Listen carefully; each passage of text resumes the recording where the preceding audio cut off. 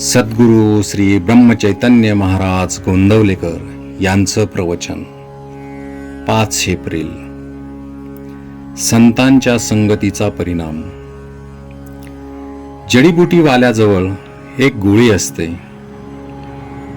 ज्याच्या अंगात विष भिनले आहे अशा माणसाच्या जखमेवर ती गोळी नुसती ठेवतात. ती सर्व विष शोषून घेते. नंतर तिला धुतली की ती पूर्ववत होते. त्याचप्रमाणे सत्पुरुषाच्या संगतीत आपले पाप शोषून घेतले जाते आणि पुन्हा तो सत्पुरुष स्वतः शुद्धच राहतो. सत्संगती मिळेल, पण ती टिकणे फार कठीण आहे. साधारणपणे ज्या विषयाची आपल्याला आवड असते तसलीच संगत आपण बघतो. मीच वाईट म्हणून मी वाईट लोकांची संगत धरतो.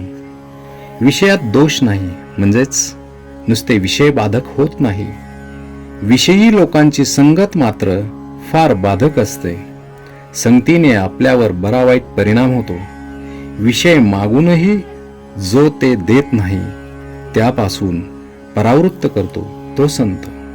विषय तृप्तीसाठी जावे आणि निर्विषय होऊन यावे हा संत संगतीचा परिणाम. ज्याची संगत केली असता भगवंत प्रेम प्रकट होते तो संत जाणावा. अशांची संगती केव्हा होईल ही तळमळ असावी. विषयाची गोडी फार, पण तो सुटावा असे वाटू लागले म्हणजे भजन पूजन करणाऱ्याची संगत धरावी. वाईट विचार मनात आले की नामाची जोड ठेवावी.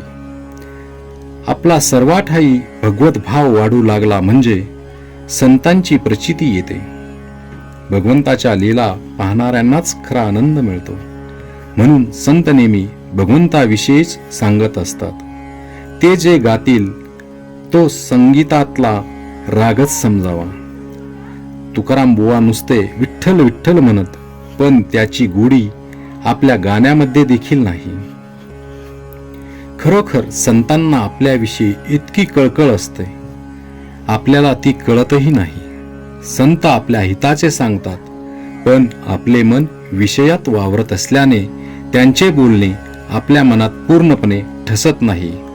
औषध कडू असले तरी रोग झाल्यावर आपण ते घेतोच ना. मग प्रपंचातल्या व्याधींनी त्रस्त होऊनही आपण संतांच्या हितकारक बोलण्याकडे का दुर्लक्ष करावे. ज्याला भगवंताचे अधिष्ठान आहे त्याचे कडक बोलणे सुद्धा कोणाला लागणार नाही.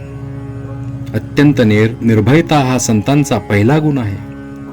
कारण सर्व ठिकाणी मीच आहे ही भावना झाल्यावर भयाचे कारणच उरत नाही. आई पण जसे सगळीकडे सारखे, त्याचप्रमाणे सर्व संत एकच भाषा बोलतात. संतांनी मिळवलेले पद मिळविण्याचे साधन आपणही करतो, पण त्यांचे करणे निसंशय असते. तर उलट आपण नेहमी शंकाच व्यक्त करीत असतो. डोळ्यात खुपणारा खडा काढण्यासाठी त्यात लोणी घालतात. त्याने न खुपता खडा बाहेर पडतो आणि डोळा थंड होतो. त्याचप्रमाणे संतांची वाणी गोड, मऊ, हितकारक असते. तसे आपण बोलावे. आपली भूमिका थोडी तयार असल्यास सत्संगतीचा परिणाम होण्यास वेळ लागणार नाही. श्रीराम जय राम, जय जय राम.